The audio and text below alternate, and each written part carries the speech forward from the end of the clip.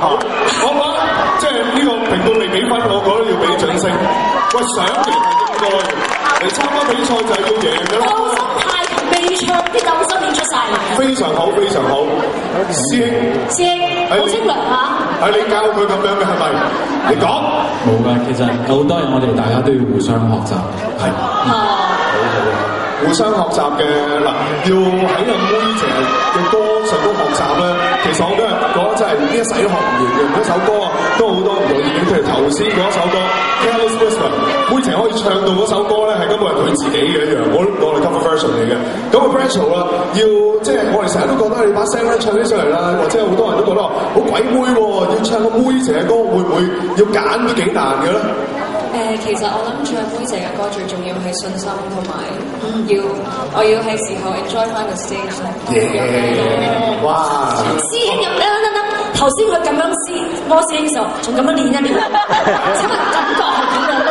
因為唔係每個人都摸到好多 fans 好想知。請問 Rachel 師兄嘅手尾係咩 feel 咧？有冇俾啲信心或者俾啲勇氣你咧？有。Good for you。好實在，好實在。正啊！咁我希望我都可以同 Rachel 可以合拍咁樣去完成嘅時候。好，揀嚟嘅係妹姐嘅唱冰山。哇！唱冰山嘅好，有請兩位。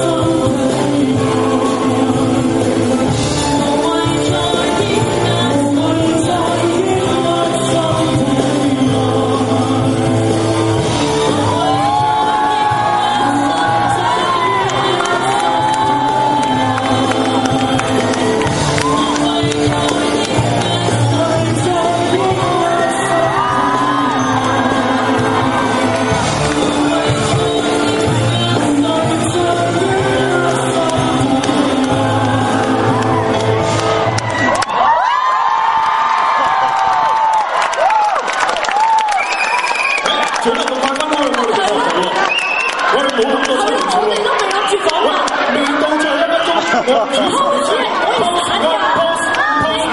哋未睇完啊！已經完㗎啦。幾頭啊！佢哋話太 sexy 啦！你舉高個手，你舉個手，講嘢。